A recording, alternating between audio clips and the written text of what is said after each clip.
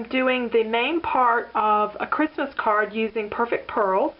I decided to use Perfect Pearls because I've had this particular design for a long time, and I've always wanted to use it in such a way that I was able to color the different components. But I found that to be a challenge because the tail of the bird overlaps the letters and everything's sort of entwined, and using markers and things, it just didn't work very well. So I decided to try Perfect Pearls with it because that way the colors could be on the items that I wanted them to be on, but they could also blend, and it would, if one color ran into another, it wouldn't matter so much. It would be part of the overall design. So I'm going to stamp this using the Perfect Medium for my ink. This is what comes with Perfect Pearls. It's very sticky.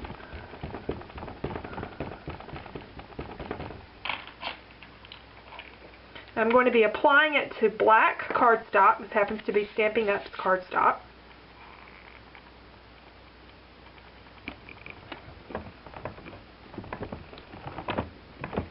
Good impression. You can see my impression, and I'm working with several colors of Perfect Pearl, and I'm going to start with the red for the main part of the bird. I'm kind of moving him around so I can see in the light all the different parts of him. Get the ink on there really good. And then I'm going to add the green, Forever Red and Forever Green.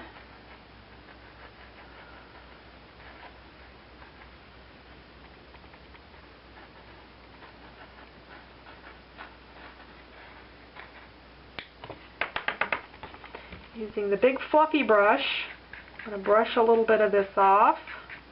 I'll be brushing all of it off later on. So before my ink dries, I'm going to go ahead and add my gold. And you're just adding each of the colors, and you'll see they kind of run into one another, but it still makes a very pretty effect.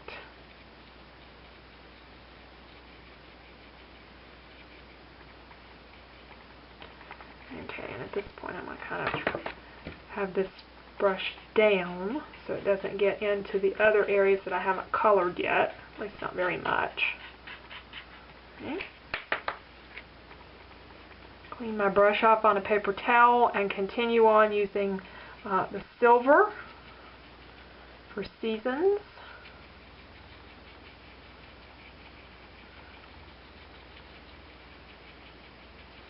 Blending that in really good. And the last section will be the Forever Blue down here at the bottom.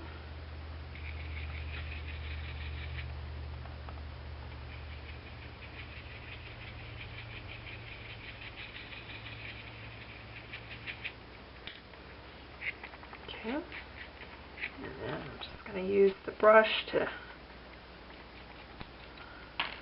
pull some of that color away.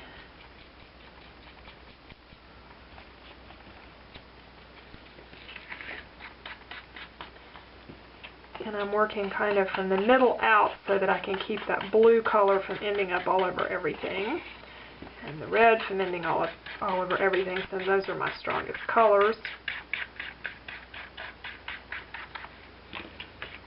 And maybe just a tad more blue here.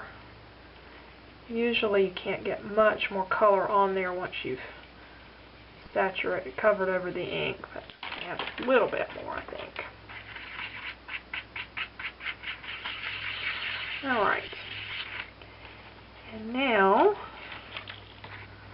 go over it one more time with the brush.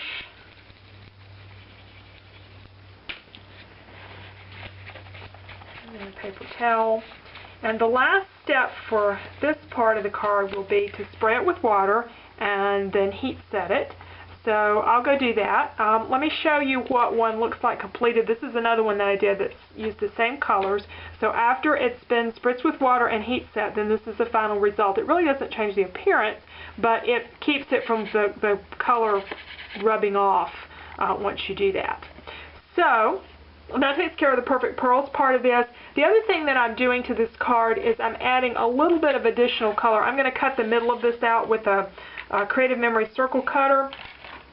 but something that will add some extra oomph to the border, which was an embossed border, is adding a little bit of red ink, red on red, just sponging that over the top so the embossing picks up that extra bit of color. So I just thought it needed a little bit more color.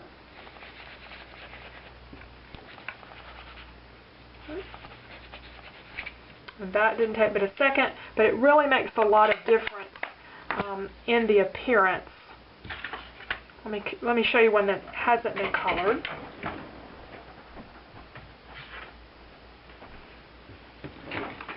See the difference? Really, really bold difference. All right, and that's the two parts to this card. Now let's take a look at the finished card.